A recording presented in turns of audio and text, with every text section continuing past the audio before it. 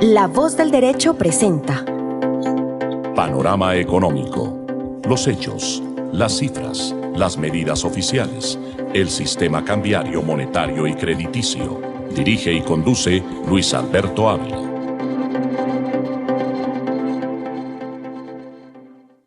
Bienvenidos a Panorama Económico con la dirección general del Dr. José Gregorio Hernández Galindo. Hoy les acompañaremos Jimena Charri desde Los Ángeles, California, Alejandro Velandia, Alberto Ávila y como siempre en el control máster en ingeniero sonido Luis Daza. Iniciamos con el tema internacional y es la posibilidad de a partir de enero del año 2024 ingrese como miembro de número Argentina a los BRICS, a estos países que hacen parte de un bloque económico muy importante porque está Brasil, India, China, África. Pues eso representa casi la mitad de la población del mundo. Y vamos a darle el saludo a Jimena Charri desde Los Ángeles, California, para que nos comente precisamente cómo se ve esta vinculación de Argentina a los BRICS como grupo económico estratégico en el mundo. Muy buenas tardes para nuestros queridos oyentes de Panorama Económico. Un fuerte saludo para nuestro equipo de trabajo y nuestros invitados. Doctor y oyentes, el anuncio hecho por Alberto Fernández, quien comunica que Argentina ha ingresado a formar parte del BRICS. Vamos a ser protagonistas de un destino común en un bloque que representa más del 40% de la población mundial. Recordemos quiénes forman parte del BRICS. Actualmente está Brasil, Rusia, India, China y Sudáfrica, 5 de las economías emergentes más poderosas del mundo. Entre otras, pues recordemos que en esta importante cumbre realizada en días pasados, se hizo el anuncio de que 6 nuevos países van a integrar este bloque. Uno de ellos, pues como lo mencionaba, es Argentina. También está Arabia Saudita, Egipto, Irán, Emiratos Árabes Unidos y Etiopía. Doctor y oyentes, ¿cuál puede ser la importancia que tiene el ingreso de estos países para pertenecer al BRICS? ¿Cuál es la importancia para las economías mundiales el ingreso de estos países? ¿Y cuál puede ser la posibilidad de que a futuro Colombia también pertenezca al BRICS? ¿Qué opinan ustedes? Eso es relativo, Jimena. Realmente depende mucho de la orientación de cada gobierno y particularmente Colombia. En el caso de Argentina, pues naturalmente ya China tiene muchas inversiones en Argentina y desde luego se convierte en un mercado potencial estratégico para Argentina y para Brasil, que también ya hace parte de este bloque. Es básicamente eso, cómo empezar a negociar de manera mucho más, dijéramos, flexible y heterogénea, no solamente tener el mercado de los Estados Unidos, sino un mercado que, como usted lo acaba de decir, es más del 40% de la población del mundo y particularmente China. Brasil, China, pues son 2 países muy grandes por parte de América Latina y el sudeste asiático. Esta característica, especialmente en cuanto al tamaño del mercado, la capacidad de compra. No está pasando ahora por buen momento China, pues naturalmente ha caído la producción y las exportaciones de China, pero naturalmente es un país de una población muy alta y de una capacidad de compra internacional muy fuerte, y si uno es socio de este país, pues naturalmente tiene algunas ventajas en el comercio internacional. Esa es la razón básica por la cual Argentina tiene una probabilidad importante expandir su mercado y tratar de incrementar sus exportaciones, porque ese es el gran secreto de los países, cómo poder tener divisas si realizan más exportaciones, porque Argentina le está pasando eso, tiene pues mucho gasto social, como lo realizamos en el programa anterior, y unos compromisos fuertes con el Fondo Monetario Internacional que no le han permitido salir de la crisis económica que se encuentra Argentina en este momento. Entonces es una especie de válvula de escape a ver cómo se logra integrar con otros países para tener unos objetivos económicos distintos. De otro lado, la petrolera mexicana está pues también Pemex, que es la petrolera mexicana, tiene dificultades financieras. Los proyectos en el campo petrolero son muy grandes. Y pues naturalmente estas empresas, el caso de Pemex, que es la petrolera de México, pues ha acudido a unos créditos internacionales muy importantes para desarrollar sus proyectos, y eso significa que esta es una de las petroleras más endeudadas del mundo y desde luego pues tiene todo el apoyo del gobierno mexicano para realizar estas inversiones, pero aún así la situación económica no es la más favorable para la petrolera, a pesar de que estamos en una etapa intermedia, unos precios del petróleo que no están a la baja, pero tampoco están en los más altos precios del petróleo del barril en este momento. Estamos en el orden del 88, el caso del petróleo Brent, $88 el barril, que es un buen precio, pero también es cierto que, repito, esta petrolera particularmente ha tenido que asumir unos costos, unos niveles de endeudamiento muy altos, y eso le representa, pues desde luego, que la calificación financiera internacional no está en el mejor momento. Esa es una característica que estamos viviendo y varias petroleras en el mundo. El caso de Venezuela tuvo una obsolescencia tecnológica, una baja en la producción, una caída dramática en la producción, y desde luego Venezuela entró en crisis también económica, social, porque naturalmente Venezuela depende 99% de su economía de la explotación petrolera y de la exportación de petróleo.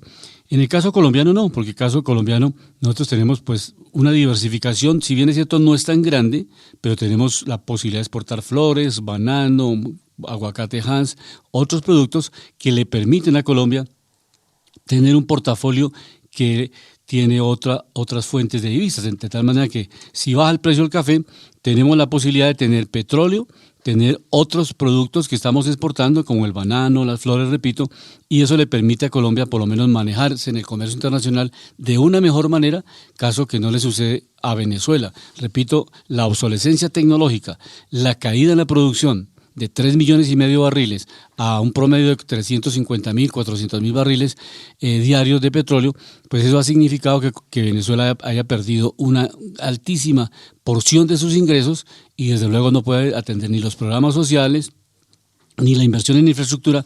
Se vuelve un circuito difícilmente de romper, o sea, no tiene los recursos para invertir en nueva tecnología, en mejoramiento de la planta de producción de Venezuela, PDVSA, y eso pues le significó que bajó la productividad, se fueron los mejores técnicos, los mejores ingenieros de petróleo para otros países y Venezuela perdió pues esa capacidad competitiva del petróleo en el mundo. Entonces, en ese análisis que estamos haciendo de cómo México, si bien es cierto tiene una petrolera muy importante que es Pemex, también es una de las petroleras más endeudadas del mundo. Ese es un análisis que es interesante ver cómo para asumir esos proyectos tiene que tomarse unos créditos internacionales y si pues obviamente el flujo de caja, las inversiones, las exportaciones y todos los productos y subproductos que salen de la industria petrolera no tienen el mercado suficiente, pues naturalmente los ingresos no se incrementan al mismo ritmo que su nivel de endeudamiento. Y eso, repito, le ha ocasionado pues una caída en su calificación de riesgo como petrolera en el mundo. Profesor Alejandro, bienvenido a Panorama Económico. Sí, muy buenas tardes a todos los oyentes de nuestro programa Panorama Económico, mis estimados colegas Luis Alberto, ingeniero de sonido Luis Daza y José Gregorio Hernández Galindo, director. En Latinoamérica, tanto México como Brasil, pues son grandes actores del tema de mercado. Venezuela, como lo comentaba mi estimado colega, Venezuela, recordemos que llegó a tener producción de 3 a 4 millones de barriles por día. Eran unas rentas muy importantes, era prácticamente algo menos de la mitad de la producción de lo que hoy tiene Arabia Saudita, ¿no?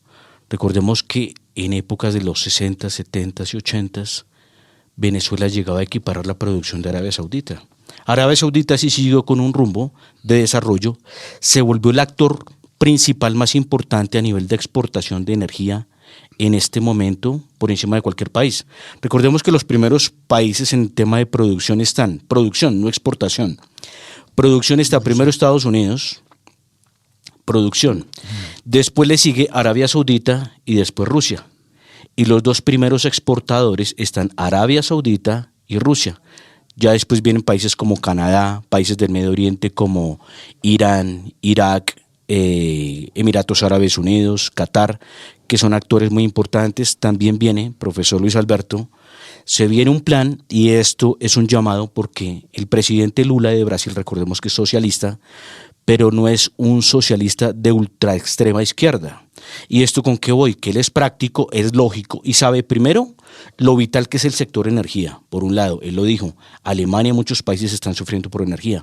Y el plan que él hizo del 20 al 30 es llegar a tener una producción de los 3 millones de barriles, 3.5 a los 5 millones de barriles. Sí se da cuenta que es una posición contraria y es algo que sirve y eso que es socialista. Pero decían, profesor Luis Alberto, según la revista The Economist hace algunos años, que Brasil estaba destinado a ser la superpotencia, una de las superpotencias a nivel mundial. Esto por el tema del agua. Recordemos que Rusia está dentro de los 2-3 primeros países con más potencial de agua a nivel global. Hablo de agua dulce, que es tan importante para cultivos, para el consumo humano, pero también por la diversidad de productos alimenticios, que recordemos que muchos están diciendo que se pueden venir épocas de sequía, y en épocas de sequía empieza a haber escasez precisamente de alimentos que llevan a los problemas y a las guerras. Pero hay una noticia muy importante, que es la noticia del BRICS. Resulta que ya aceptaron a Argentina para que entre el grupo de los BRICS. Supuestamente hay 20 países, de 20 a 40 países haciendo cola para entrar al BRICS. Entonces esto es un tema de movimiento de placas tectónicas, y el más temeroso con esto es los Estados Unidos, porque recordemos que gran parte de la fortaleza de la economía norteamericana es el dólar. ¿Por qué? Porque ellos se dan el lujo de emitir. ¿Y por qué se dan el lujo de emitir? Porque su moneda es un bien transable de alta necesidad en el mercado, tanto para comercio como para reservas. Y por eso es que estos países están reuniendo, y pues el G7, que supuestamente es el otro bloque de los países industriales más importantes. Recordemos que en el G7 está Estados Unidos, está Canadá por parte de América, está Reino Unido, está Alemania, está Francia, está Japón y está Italia. Estos son los 7 países. Antiguamente estaba Rusia, pero a Rusia lo sacaron. Y el otro bloque, que es el BRICS, recordemos que está representado por Brasil, Rusia, India, China, Sudáfrica, y ahora entraría Argentina, entonces se estaría llamando BRICSA. No sé si lo dejen como BRICS Plus o BRICS Plus más, o le empiecen a añadir los otros nombres de los países que estén integrando al bloque, ¿no? No, les queda muy difícil porque les quedaría un abecedario completo. De acuerdo. No, entonces podría ser los BRICS Plus. Sí, algo así, pero sí, para que es no algo así como la PEP Plus, tan, ¿no? Tan largo, sí, porque Brasil, India, Rusia, China y Sudáfrica, pues ya están, quedan muchas letras ahí. Bueno, ahí mirarán cómo cuadran el nombre, pero lo importante es el grupo, ¿no? Que es la mitad, casi la mitad de la población del mundo. Y que recordemos que este bloque, sí, eso hacen como un 40% de la población mundial, alrededor, más o menos. Sí, claro. Pero el gran problema es que ellos quieren dejar de usar el dólar. Otro de los integrantes que está haciendo cola es el primer exportador de petróleo. Y el segundo ya está incluido, que es Arabia Saudita, que también quiere entrar al grupo de los BRICS. De acuerdo. Entonces, obviamente, si empiezan a transar en una moneda que se invente el BRICS, o entre sus monedas, como ya lo están empezando a hacer, pues obviamente el dólar se empieza a debilitar. ¿Por qué? Pues porque obviamente esa moneda deja de ser usada. Y al dejar de ser usada, precisamente, empieza a haber mucho volumen en el mercado y no hay la necesidad de poder usarla. O sea, ya como medio transable ya no se vuelve indispensable.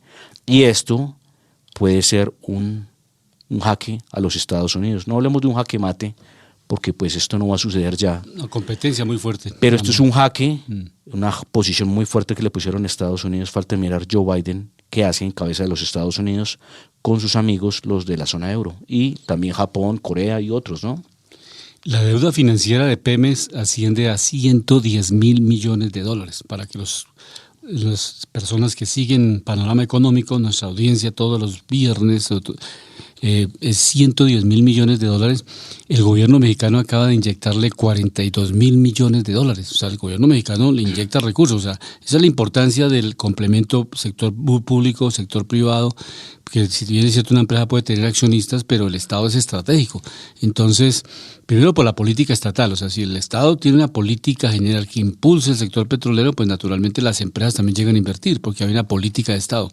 En caso contrario, si el Estado no tenga ninguna intención o frene las inversiones, pues naturalmente las empresas se van al piso. Entonces hay una coordinación y una empatía entre el sector público y el sector privado, y podríamos decir que estos gobiernos son más socialdemócratas que desde el punto de vista socialista, porque ya hemos comentado en varias oportunidades, el socialismo implica la eliminación de la propiedad privada. Cuando no se elimina la propiedad privada, sino se mantiene libertad de empresa, libertad de desarrollo empresarial, pues está llegando a un esquema, a un sistema más socialdemócrata, que le permite sencillamente distribuir o hacer programas de redistribución a través de reformas laborales, reformas pensionales, reformas tributarias, que le permitan redistribuir ingresos, repito, para que la sociedad tenga una mayor capacidad de compra como tal. O sea, los ingresos no se concentren en la pirámide, en la parte de arriba, sino cúspide, se sí, puedan distribuir al resto de la población. Eso es socialdemocracia, lo que permite que la sociedad tenga una mayor democracia económica y una mayor democracia política. Eso es básicamente la diferencia, porque el socialismo sí definitivamente es un solo partido. En el caso de México no hay un solo partido, en el caso de Brasil tampoco hay un solo partido, no es un partido comunista, es un partido de los trabajadores o partidos que recientemente se han conformado para expresar formas sociales o populares que llegan al poder haciendo unas coaliciones con otros partidos. Entonces no hay esa concepción, por ejemplo, de China, que allá solamente es el Partido Comunista. Entonces por eso China hacia adentro... Mire que el Partido Comunista en lo político, pero en lo económico son súper capitalistas, ¿no? Exacto, sí, es la contradicción. Y en cambio en otros países... No, es que aplican prácticamente con lo que creen que les conviene. Claro. Porque hay que explicarlo, profesor Luis Alberto, que en la parte de comercio, creo que son los más potentes del mundo, ocupan los primeros 3 lugares de la potencia comercial más importante del mundo. Recordemos que China es el mayor exportador de todos los bienes y servicios del planeta, ¿no? O sea, es el país que más exporta a nivel global, ¿no? Y los que se vienen peleando segundo y tercer lugar son Alemania y Estados Unidos, ¿no? Pero recordemos que, por ejemplo, Estados Unidos tiene un déficit muy grande, ¿no? Recordemos que la economía de Estados Unidos ya supera los 25 billones, 24 o 25 billones. China está alrededor de los 18, 19. Alemania está en alrededor de los 4 billones de dólares. Entonces, y también, pues obviamente, un actor importante que sigue de tercero es Japón, que Alemania ya está casi que a punto de pasar a Japón, ¿no? Ya los dos están alrededor de 4 billones. Pero hay algo, profesor Luis Alberto, que le quería comentar acá de lo que usted estaba hablando. Es cierto que en la teoría, por ejemplo, de lo social, lo que usted dice, el comunismo y el capitalismo, pero es que tiende a pasar y muchos que empiezan a analizar acá, que cuando un país empieza a poner muchos impuestos, pues ya deja de parecer capitalista y se empieza a volver más socialista o comunista. ¿Por qué? Porque como los gravámenes son tan altos, el impuesto a la riqueza es tan alto, el impuesto a las inversiones, a las ganancias ocasionales, bueno, a muchas cosas que generan valor son tan altas, y el Estado en su conjunto, con un ítem y con el otro de los impuestos, empiezan a llevar una cantidad de dinero. Prácticamente el Estado es el poderoso y el sector privado se vuelve débil, porque a veces, entre más impuestos le ponen a alguien, pues obviamente por ende tiene menos dinero para gastar, ¿cierto? En eso estamos en línea y eso es una realidad. Mire que, por ejemplo, también planteábamos otro tema importante que era Noruega. Noruega tiene un fondo hoy que prácticamente está bordeando el billón 400 mil millones de dólares o el billón 500 mil millones de dólares. Pero ellos tienen para algunas cosas unas tasas tributarias altas, pero lo que es el incentivo al desarrollo, la inversión, tiene unas tasas tributarias muy bajas, pero hay una cosa que le sirve mucho. Si usted va a mirar el mapa, profesor Luis Alberto, de corrupción a nivel global, Noruega está dentro de los países con menos corrupción, pero mire que manejan todos sus activos y sus bienes con ese fondo como si fuera una compañía privada de las más eficientes, como un BlackRock o como otras de ese tipo, ¿no? Como un Berkshire Hathaway, que lo que hacen es generar valor. Entonces prácticamente ya le tienen asegurada la vida a esos 6-7 millones de personas que son los noruegos, ¿no? Uh-huh. Y Kristalina Georgieva ha estado, pues desde luego, en la última reunión que se realizó esta semana de los principales gerentes de los bancos centrales del mundo. O sea, los gerentes de los bancos se reúnen para evaluar la política monetaria a nivel global y a nivel de cada país. Y ella comenta, Kristalina Georgieva comenta, que es la directora del Fondo Monetario Internacional, comenta que ya hay divergencia. Hay un bloque de países que tienen una tendencia a que estabilicemos la tasa de interés, otros que dicen que ya debe empezarse de manera muy acelerada el descenso de la tasa de interés porque ha sido afectada las economías, muchas se han caído en depresión, en recesión económica, otras están en desaceleración. Y empieza a haber una distancia entre Europa, la Unión Europea y Estados Unidos, porque ellos dicen, bueno, Estados Unidos no ha tenido una desaceleración económica tan fuerte como la tuvo la Unión Europea o como la está registrando. Entonces ya la Unión Europea dice, nosotros nos estamos distanciando y queremos empezar también a bajar la tasa de interés porque queremos reactivar la economía europea. Si bien es cierto, Estados Unidos nos mandó el mensaje inicialmente de una política fuerte, contractiva, con tasas de interés altas, ya realmente no vamos a seguirle la ruta a Estados Unidos, sino vamos a tomar decisiones propias. Y por eso Cristalina Georgieva, la directora del Fondo Monetario, ha manifestado que se presenta pues una divergencia, o sea, dos opiniones en el grupo de los banqueros, en el bloque de los gerentes de los bancos centrales más importantes. De un lado, la Reserva Federal de Estados Unidos, el Banco Central Europeo, los bancos centrales de Japón, de China, de los principales países del mundo. En esa reunión, pues ya se ve esa divergencia, pero naturalmente tendrán que tomar medidas porque el mismo Fondo Monetario Internacional ha realizado estudios en los cuales dice que si no se empieza a reactivar la economía, el comercio tendrá una contracción del 7% mundial. O sea, y hay otros factores. El caso de Panamá, la sequía que está viendo Panamá, no está pasando el 100% de los barcos programados. De todo lo que tiene que ver con el comercio internacional está bloqueado. Y Panamá no es que esté cerrado, como algunos plantean que desde acá de Colombia hemos mandado un mensaje equivocado, pero evidentemente cerca del 80% de las operaciones ha tenido dificultades en el... Entonces eso ha generado una restricción también muy fuerte del comercio internacional. Por eso el Fondo Monetario dice, tenemos que incentivar el comercio internacional porque tenemos grandes problemas en materia de logística, en el caso del clima. Y este es un caso de la sequía. ¿Por qué está sucediendo y no solo por el clima? La reunión de los BRICS precisamente sabe que pretende, profesor Luis Alberto, como Argentina, la Unión Europea tenía mucho miedo de que Argentina entrara al BRICS. ¿Por qué? Como Argentina y Brasil son grandes cultivadores de soya y muchos cereales, junto con Rusia, ¿sí? ¿Qué es lo que empieza a pasar? Que están precisamente queriendo hacer lo mismo que hacen con la OPEP, pero a nivel de granos.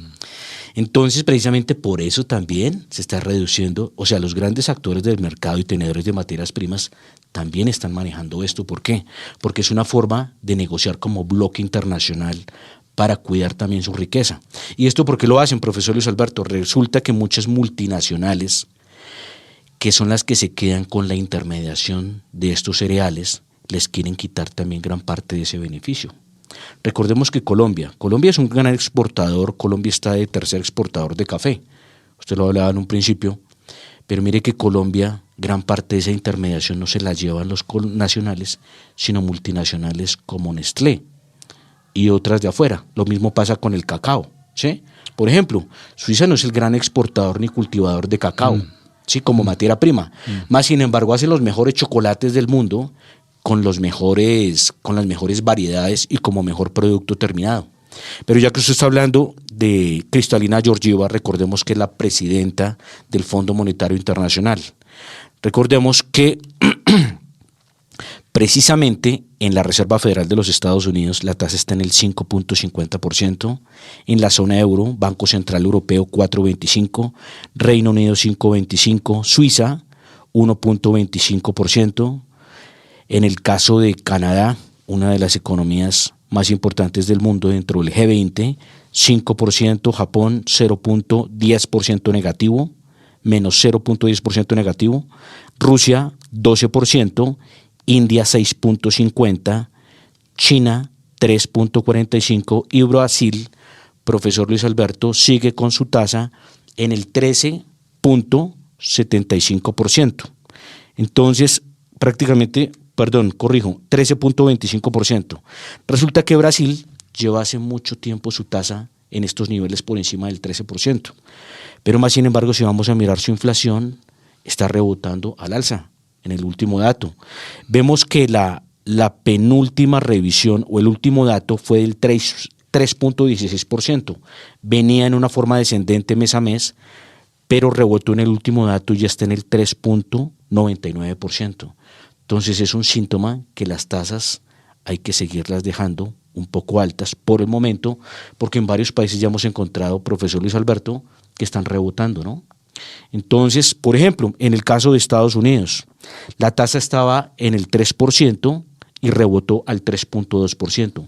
También está otra vez subiendo la inflación en Estados Unidos, en Brasil también. Miramos, por ejemplo, países importantes del mundo con baja inflación. China ya entró en terreno negativo. Estaba en el 0%, ya entró a menos el 0,3% de inflación. Recordemos que lo que se espera para China este año es que tenga un crecimiento del 3 al 5%, ¿no?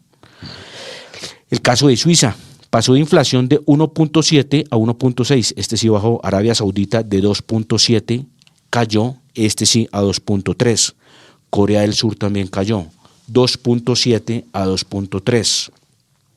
En el caso de Canadá también sube la inflación, pasa del 2.8 a 3.3. En Japón queda estable en el 3.3%. Singapur, uno de los países, ejemplo revelación del mundo a nivel de crecimiento económico, del 4.5 al 4.1. Sigue bajando su inflación. Felicitaciones por ellos. Pero miramos, por ejemplo, en América, los países con más baja inflación, con más alta, Venezuela, de tus amigos queridos, profesor Luis Alberto, y los míos también, ¿no? Sí, Ya ¿no? se volvieron amigos de todos. 1,5 millones de venezolanos en Colombia. 398% de inflación, profesor Luis Alberto. Sí, Venían de un dato del 404 y bajaron al 398. Argentina, 116 pasan al 113. Haití pasan del 47 al 46. Cuba, del 44 al 41. Y sigue nuestra querida Colombia, que pasa del 12.13% al 11.78%. Y vamos a panorama nacional, iniciando pues se presenta nuevamente al Congreso de la República el proyecto de reforma pensional. Y con los dos enfoques, naturalmente, los dos puntos de vista, el gobierno nacional, los gremios económicos. Vamos a escuchar acá los dos sectores. Vamos a iniciar con Luis Fernando Mejía, que es el director ejecutivo de Fedesarrollo, que hace un análisis precisamente de las cotizaciones de las pensiones en Colombia. Más adelante también escucharemos a Mauricio Santamaría, el presidente de ANIF, y pues vamos también a escuchar al ministro de Hacienda. Iniciamos con Luis Fernando Ramírez, el director ejecutivo de Fedesarrollo, que hace un análisis de las cotizaciones de pensiones en Colombia y el enfoque y los estudios que ha hecho Fedesarrollo.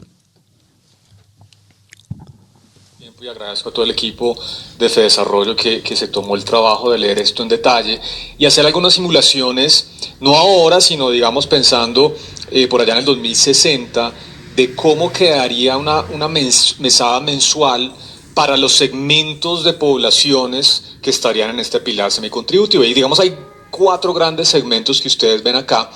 El primero son hombres mayores de 65 años, mujeres también mayores de 60 años, que hayan cotizado entre 300 y 1.000 semanas y que sean además elegibles para el pilar solidario, esto es, que sean personas pobres extremas, pobres o vulnerables. Esas personas que claramente no llegarían a cumplir los requisitos recibirían una renta vitalicia que se calcula con el valor presente de todas las cotizaciones que hayan hecho durante esas 300 a 100 semanas, actualizadas con la inflación, pero además se le daría el pilar solidario, porque son elegibles justamente para ese pilar. Entonces, no solamente se le da el pilar solidario, al igual que el resto de personas pobres extremas y vulnerables, sino que además se les da esa renta vitalicia, que es un incentivo, por supuesto, para que estas personas continúen ahorrando, a pesar de que no van a cumplir los requisitos de las 1.300 semanas. Eso nos da, digamos, para esa población una mesada mensual en el 2060 cercana a los 2.500.000 pesos. En nuestros cálculos, suponiendo que el salario mínimo aumenta en términos reales anualmente 1.6 por encima de la inflación, en esa época tendríamos un salario mínimo cercano a 1.900.000 pesos. Luego, sí es una mesada que luce bastante interesante. El segundo segmento de la población, estamos hablando más o menos de 2 millones de beneficiarios potenciales. Ahí está el grueso, digamos, de la población en el pilar semicontributivo. El segundo segmento de población en este pilar semicontributivo son también hombres mayores de 65 años, mujeres de 60 años, que también hayan cotizado entre 300 y 100 semanas, pero que no sean elegibles para el pilar solidario. Esto es, en aquella situación en la cual no son personas en condición de pobreza o de vulnerabilidad, ¿no? Entonces, ¿cuál es la diferencia? A esas personas, como no se les puede entregar el pilar solidario, lo que plantea la ley es calcular una renta vitalicia con base en las cotizaciones que hicieron a lo largo de su vida, pero aquí no ajustadas por la inflación, sino que se les da una rentabilidad de inflación más 3 puntos, ¿no? Entonces, una rentabilidad real de 3%. Eso nos da que a estas personas se les podría estar dando en nuestros escenarios una mesada mensual de alrededor de 2.800.000 pesos, que es superior a la que tendrían las personas que están en el pilar solidario, ¿no? Y eso es razonable porque de alguna manera se les está premiando también esa capacidad de ahorro. Segmento C, personas cuyo ingreso sea inferior a un salario mínimo y que hayan realizado aportes a través de los PEPs, que es el sistema de ahorro voluntario que tiene hoy en día el sistema de protección en la vejez, donde hay un subsidio del gobierno nacional para eventualmente incentivar este ahorro. ¿Qué se les ofrece a ellos? Una renta vitalicia calculada sobre todo el valor ahorrado, más un 30%, que es el subsidio del valor ahorrado que entregaría el gobierno, y una restricción, obviamente para evitar que esto pueda generar incentivos perversos, y es que la renta no puede ser superior al 80% de un salario mínimo. A nosotros nos da al 2060 algo así como una renta mensual equivalente a 880.000 pesos mensuales.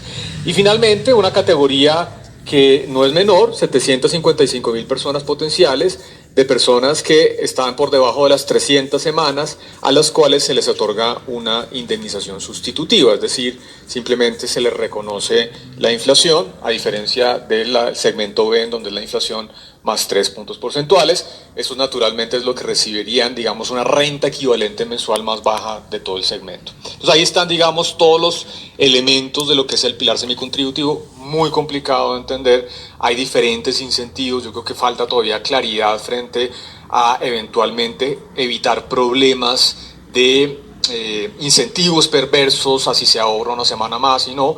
Esas categorías creo que vale la pena continuarlas aclarando, pero bueno, ahí están como los ejercicios que hemos hecho desde FEDesarrollo con base en la última versión del proyecto de ley. Este es el análisis técnico, ¿no? O sea, los estudios que ha realizado FEDesarrollo con un equipo de economistas, de ingenieros, para proyectar al año 2030 cómo quedarían los segmentos en cuanto a pensiones. Pero ahora escuchemos al presidente de ANIF, a Mauricio Santamaría, analizando también este proyecto de reforma pensional. Repito, por favor, recordemos que ANIF es la Asociación Nacional de Instituciones Financieras. Sí. Perfecto. Y Mauricio Santamaría es el presidente ejecutivo de esa entidad. ¿Qué representa? Al sector financiero. Que se le dé un subsidio de 250.000 pesos a las personas. Eso ya viene desde hace bastante, de manera importante desde el 2012. El problema es que es un subsidio muy pequeño, son aproximadamente 90.000 pesos, y subirlo a 250.000 pesos es una buena idea del gobierno, eso ya lo veremos más adelante, pero hoy fíjense que eso tiene una cobertura más o menos del 40% entre la población objetivo. Hay que aumentar la cobertura, y sin duda pues eso ayuda a los temas de cobertura, pero es una cobertura que no es pensional, y eso es lo que quiero resaltar. Es una cobertura que es un subsidio, que es un reconocimiento que esas personas nunca van a poder pensionarse. Entonces la pregunta es, ¿la reforma soluciona el problema de cobertura? La respuesta que yo les doy es ahí más o menos, ¿sí? Y ese ahí más o menos, ¿cómo lo divido? Lo soluciona parcialmente para las personas de menores ingresos al darles un subsidio, no pensionarlos. Pero para las personas que no se logran pensionar y que no pueden cumplir los requisitos por problemas asociados al mercado laboral, no lo soluciona. Entonces, la respuesta es, dijéramos, siendo generosos, es parcialmente. Yo diría más bien es parcialmente tirando a no, ¿sí? Y veamos por qué. El pilar solidario, repito, es una gran cosa que hace la reforma. Hoy en día tenemos 1.6 millones de personas que reciben los subsidios de Colombia Mayor, que son aproximadamente 90.000 pesos, ¿verdad, doctor Merchan? 80.000 pesos, ahí están esas personas. Y hay diferentes escenarios, todavía nosotros no tenemos claro cuál de todos esos va a escoger el gobierno, pero en el mejor de ellos, las personas mayores de 65 años que pertenezcan al CISBEN A, B y C recibirían un subsidio de 250.000 pesos, más o menos, que corresponde al umbral de la línea de pobreza, y serían 2.5 millones de personas. Entonces, fíjense la linecita de abajo, que es la clave. Sí se mejoran los ingresos y la cobertura para las personas de menores ingresos, sí, pero no a través de una pensión. Es decir, ellos no van a cumplir los requisitos pensionales, se les va a dar un subsidio. Las condiciones de acceso al sistema pensional no cambian, entonces la cobertura no se va a mejorar. La reforma no tiene en cuenta las dinámicas del mercado laboral, es clarísimo, y de hecho la reforma laboral, vuelvo y lo repito, va a empeorar el problema hacia futuro. Es decir, dentro de 30 años vamos a ver un número menor de pensionados que hoy. Y la reforma obviamente no corrige las bajas tasas de cotización y fidelidad que hoy caracterizan al sistema. Esas bajas tasas de cotización y fidelidad, pues obviamente son el resultado de una formalidad muy baja en el mercado laboral y de salidas y entradas muy rápidas por parte de la gente dentro del mercado laboral. Ese es el análisis de Mauricio Santamaría, o sea, básicamente el enfoque, el centro de todo está, el gobierno plantea 3 salarios mínimos para cotizar en Colpensiones. ¿Qué se va a hacer con eso? El ministro de Hacienda argumenta que con esos recursos obviamente se va a capitalizar Colpensiones y que disminuye la presión que hay porque ya del presupuesto nacional no tiene que girarse cerca de 11 billones al año que básicamente se recaudarían con los 3 salarios mínimos. Entonces el gobierno descarga una presión fiscal que tiene en este momento. Y desde luego los fondos, naturalmente es legítimo, pues están afanados porque pierden anualmente en toda la capitalización y todo esto que dejan de recibir por esos 3 salarios mínimos. ¿De dónde van a salir esos recursos? Son de los cotizantes. De los cotizantes. Los cotizantes están en este momento cotizando y están pagando en el fondo de pensiones privado. ¿Y ahora qué va a pasar? Ahora la propuesta es que se pase al sector de Colpensiones. Todos los cotizantes. No todos, hasta 3 salarios, o sea, 3 pilares. Eso es lo que lleva la propuesta los que de reforma. pasan. La propuesta de reforma. ¿Los que pasan de 3 salarios? No, hasta 3. Hasta 3. Hasta 3 salarios. De ahí hacia arriba a los fondos privados. Los fondos privados, los que tengan era más para de 3 explicar bien salarios. la regla para que de quede acuerdo. clara. Pero vamos a escuchar el diagnóstico del ministro de Hacienda, Ricardo Bonilla, que hace un diagnóstico que hay 4 sistemas de pensiones en Colombia. Están las fuerzas militares, están los maestros, están las personas que están trabajando en algunas otras actividades y desde luego el sistema tradicional de los fondos privados y el sistema de prima media. ¿Cierto? Los fondos privados se llama los RAIS, o sea, el régimen de ahorro individual. Ese es básicamente. Así es. Y la prima media, que es el que tiene Colpensión. Entonces están los 4 sistemas de pensiones. Esto nos lo va a explicar el ministro en esta entrevista. Entonces, empecemos por Colombia tiene 52 millones de habitantes. Tiene una población económicamente activa de 25 millones de personas.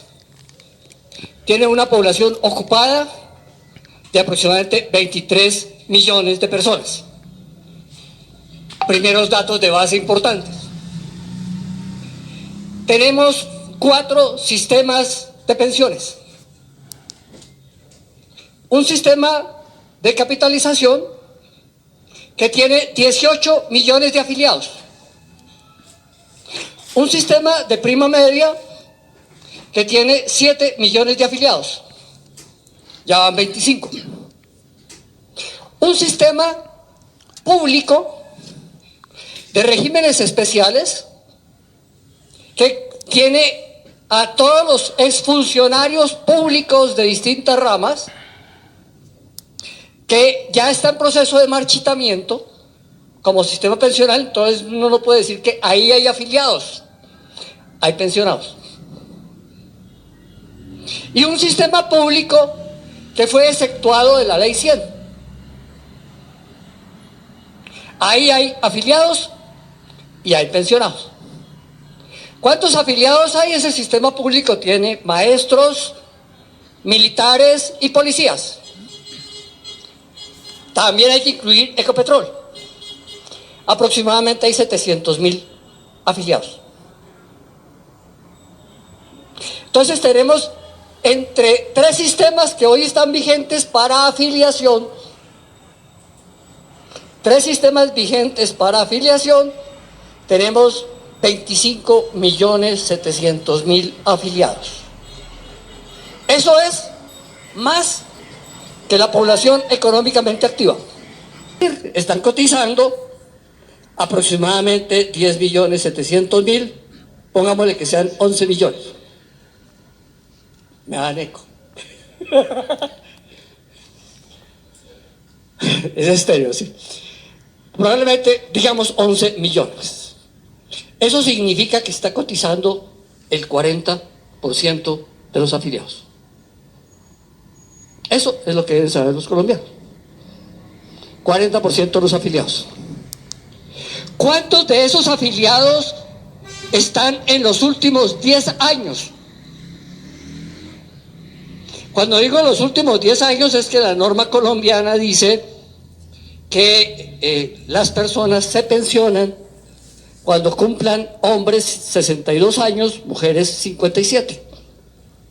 Entonces, en los últimos 10 años significa hombres por encima de 52 años, mujeres por encima de 47. Esos son los últimos 10 años. ¿De acuerdo? ¿Cuántos colombianos hay en esas edades que estén afiliados al sistema?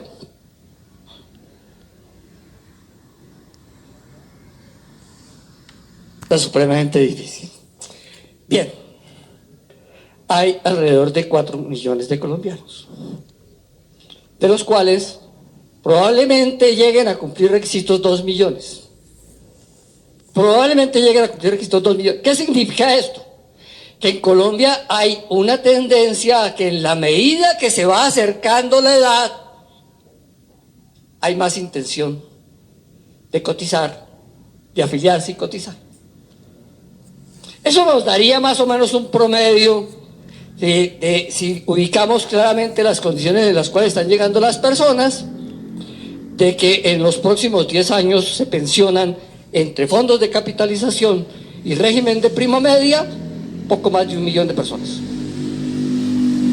Poco más de 1 millón de personas. Teniendo en cuenta que no todos los afiliados cotizan, que solo el 40% cotiza, etcétera, etcétera. Tendríamos aproximadamente 1 millón, un poco más de 1 millón de nuevos pensionados en los próximos 10 años. Aquí la edad es importante, porque finalmente el requisito más importante para llegar a cumplir la pensión es la edad. El segundo requisito es el tiempo cotizado. Todos cumplimos la edad. No todo el mundo cumple el tiempo cotizado y ese es el problema del sistema pensional. Profesor, una pregunta que le iba a hacer ahí. Sí, señor. Porque es que tan interesante que de verdad es en el tema de medios compartir cosas que sean sinceramente políticas y no sinceramente correctas. Ya que estamos hablando de pensiones y de primas, en el tema de pensión, ¿usted cree que debería igualarse el tema de hombres y mujeres en el tema de pensión? Se dice que las mujeres se pensionan a los 57, ¿sí? Y los hombres a los 62. ¿Usted no cree que debería ser igual, ya que hablamos de igualdades? El proyecto de ley no contempla eso. Lo que hizo fue hace poquito... No, yo digo es por lo que ¿Qué ¿qué piensa usted? O sea, que ya que buscamos equilibrios en sociedad, ¿sí? Ya que hablamos de muchas cosas, ¿no sería bueno generar precisamente ese consenso? Porque es que recordemos que con el tema de las contribuciones, en el tema, por ejemplo, de algunas pensiones, que es una diferencia que usted lo nombró, que es por colectividad, ¿sí? Todos aportan. ¿No cree que también debería igualarse muchas cosas también hacia favor del hombre? No sé usted qué opina de esto, ¿no? No, eso sí es relativo, porque inclusive, le repito, en este proyecto se contempla que por cada hijo se le dan 50 semanas, hasta 3 hijos. O sea, Entonces, por cada hijo que tenga resumiendo, la señora, conclusión, la madre de familia. O sea, porque eso... Por cada hijo que tenga, le abonan 50 semanas. O sea, se la regalan. Sí, la adicionan porque realmente es tiempo que no puede trabajar la mujer. Es tiempo que no puede trabajar. Y o el hombre, ¿no? Y deja cotizar. Porque es que recordemos que muchos hoy en día también, hombres, asumen el rol de mamá. Sí, exacto. O de papá y mamá, ¿no? Sí, pero en la temprana edad, para quienes somos padres de familia, la temprana edad es imposible sustituirlo. Tiene que conseguirse una madre sustituta porque no le puede dar amamantar un niño o pues un señor. Pero mire, profesor, Entonces, yo conocí el caso. Hay actividades yo conocí el caso de un hombre intransferibles. Yo conocí el caso de un hombre que la mujer se le fue para otro país y le tocó lidiar con los 3 niños. No, esos son casos excepcionales. Pero entonces, ¿por qué trato esto acá? Porque es que como nosotros nos escuchan los oyentes, hay muchos casos que no se miran y no se ven. Claro. Por eso es tan importante nosotros generar la opinión en el análisis, una cobertura de las necesidades de todos. Entonces, por ejemplo, muchos me dicen, ¿por qué por favor no plantea estas cosas también? No, desde luego, es legítimo. Porque es que, ya que estamos hablando de igualdades, igualdad es igualdad, ¿cierto? O sea, en principio de derechos y deberes también dentro de una sociedad, por eso planteaba esto, que también se debería mirar y revisar, ¿no? Y esto no tiene que ver que es que uno no ame ni quiera a las mujeres, porque las mujeres son algo muy bonito, sino que también mirar el derecho de que el hombre también esté protegido, porque también tiene circunstancias que pueden ser complejas, Por ¿no? eso recientemente también le dieron la posibilidad que el papá tenga una licencia para poder atender en los primeros días al hijo o a la hija, ¿no? Porque la diferencia ya es se abrió también esa posibilidad. Antes era solamente la mujer que le daban esa licencia Sí. o esos días, ese tiempo. Para la atención básica. Ahora también lo tiene el hombre. No es igual, pero se está tratando de nivelar. Recuerdo. Pero en esto el proyecto de ley Entonces no ya está- cuenta no- ese principio tan bueno de ley, que es mirar la parte del factor humano, Sí. que desde ahí debe partir la ley, creo yo, ¿no? Sí, pero ya le digo, hay actividades insustituibles, o sea, que por fuerza mayor se haga, ¿no? O sea, que lo pueda desempeñar un hombre por fuerza mayor, porque la mamá murió en el O simplemente momento. porque abandonó el hogar, porque sí, eso está cualquier- pasando hoy en día cualquier mucho. cualquier factor que no puede estar la mamá, pues obviamente tiene que sustituir, pero no hay una institución integral, porque ya repito, hay actividades físicas y maternales que son insustituibles. O sea, no puede hacerlo, pero De acuerdo. desde luego por Pero les emergencia, toca hacerlo.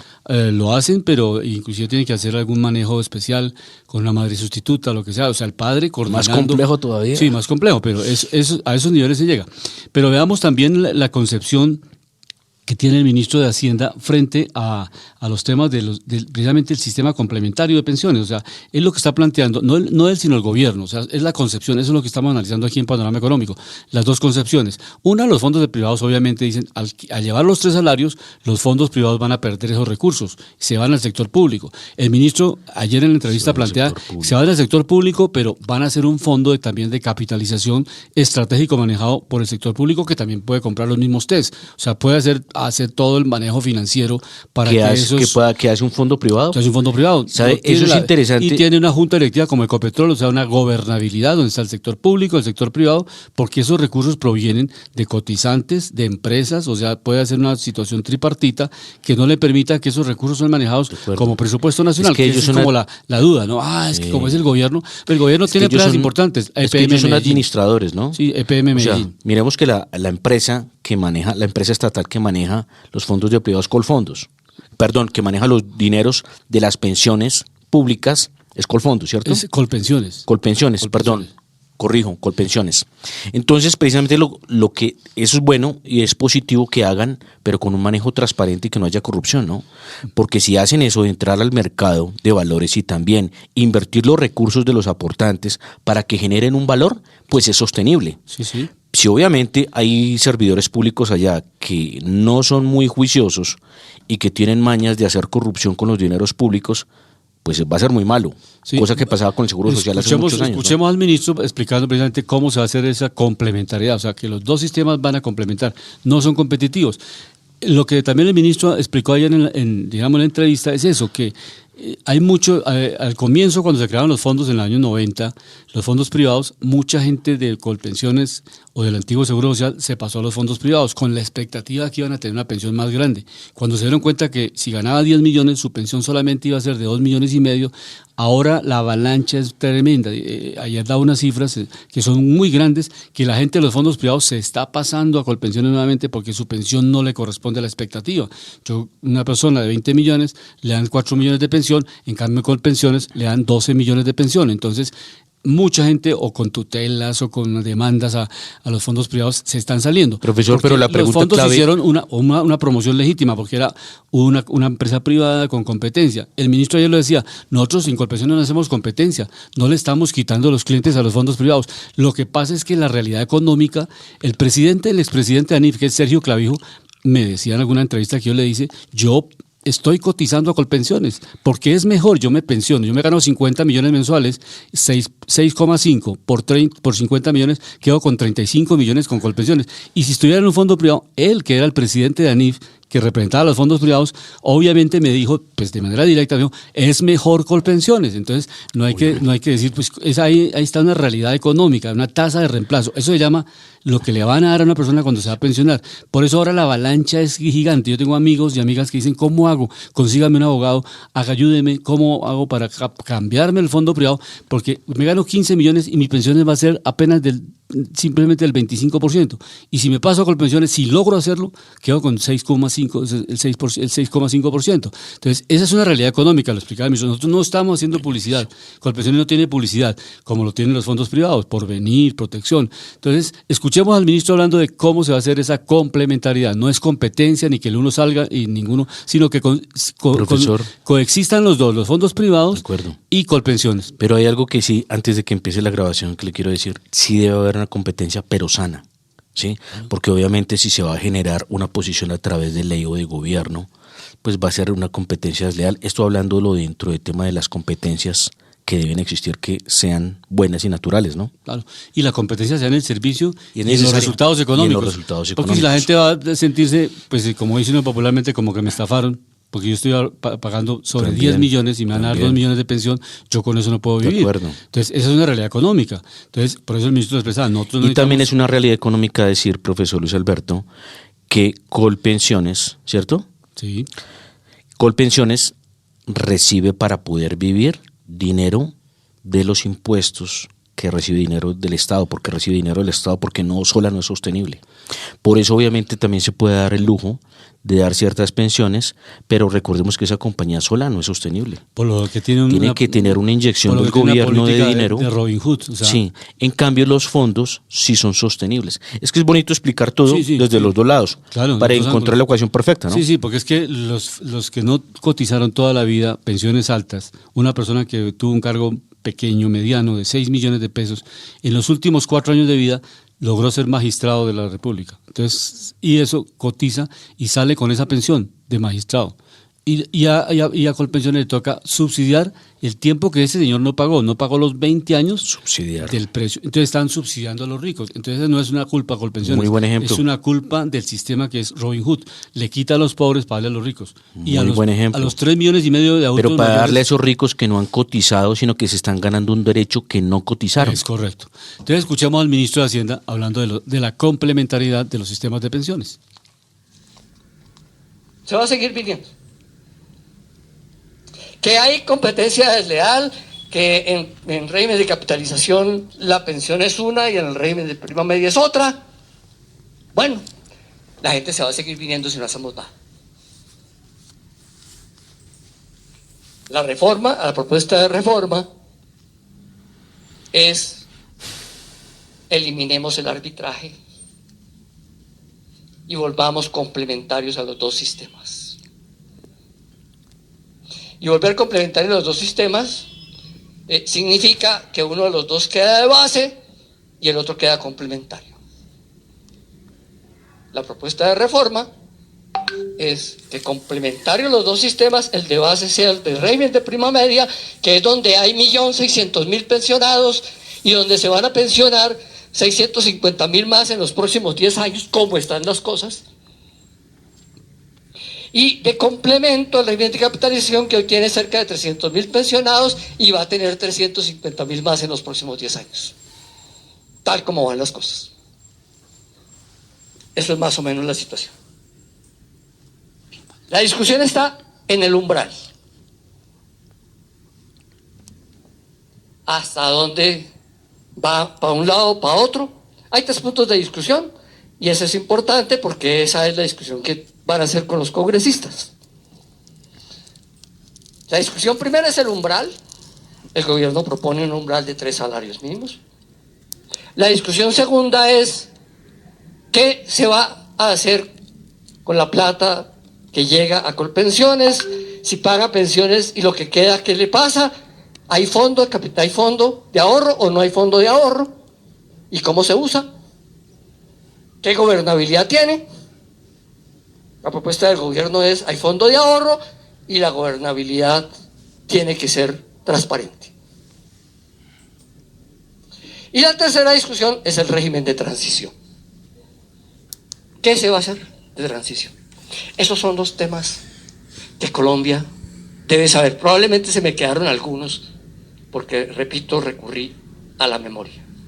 Gracias. Buen día. Esa es la intervención del ministro de Hacienda, Ricardo Bonilla, referente a la complementariedad de los fondos del sistema pensional, sistema de prima media, Colpensiones, y el régimen de ahorro individual los fondos privados de pensiones. Sí, cerrando como último análisis de este tema para continuar con otros indicadores, me pareció genial el ejemplo que puso, porque obviamente a mí me parece que eso es lo que hay que rectificar, hacer una corrección y modificar, que las personas que no hayan sido aportantes no se ganen derechos adquiridos con dineros públicos que son de los contribuyentes. Eso se debe hacer. Y profesor Luis Alberto, lo felicito por eso, porque tiene razón, es una base y es un vértice. O sea, ¿por qué se le va a dar privilegio a unos cuantos, ¿sí?, que no han cotizado, ¿sí?, y con unas megapensiones en lo que precisamente no han hecho aportes, que son unos sueldos? Recordemos que hay pensiones de 20, 30, 40 millones de pesos de ciertas capas del sector público que no han cotizado eso. Entonces se debe hacer una corrección sobre eso, porque recordemos que estos son dineros sagrados que son de los contribuyentes. Pero comenzando precisamente con indicadores nacionales o cerrando con ellos, que son importantes. Recordamos que la meta de inflación en Colombia es el 3%. Ya la pasamos hace mucho, estamos bajando la inflación, pero más sin embargo sigue una de las más altas del continente americano. El último dato de inflación en Colombia es 11.78%. Recordemos que la tasa de interés en Colombia, la tasa de interés por parte del Banco de la República, que es el Banco Central de Colombia, es del 13.25%. Y también miramos una muy buena noticia, o una buena, no es que sea fenomenal, pero es buena, que las acciones de Ecopetrol, si bien es cierto que hoy vienen cayendo, pues es una acción que viene repuntando. Pero hay una noticia lamentable para una de las compañías revelaciones en la bolsa de Estados Unidos, que es Tecnoglass. Tuvo un descenso en su cotización en los últimos días y cayó más del 30%. Hoy cierra su acción en los $33.86 en la bolsa de Nueva York, en el New York Stock Exchange, y cierra levemente a la baja el 0.59%, pero recordemos que ya ha perdido más del 30% de su valor en el mercado. Pues esta noticia obviamente le pega mucho al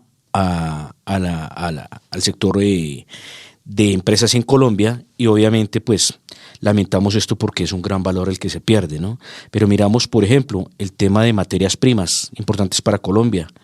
Miramos que el precio del crudo WTI está por encima ya de los $80, cierra 80,05 centavos y sube el 1.27. En el caso del Brent, cierra en los $84.79, este también sube 1.72%.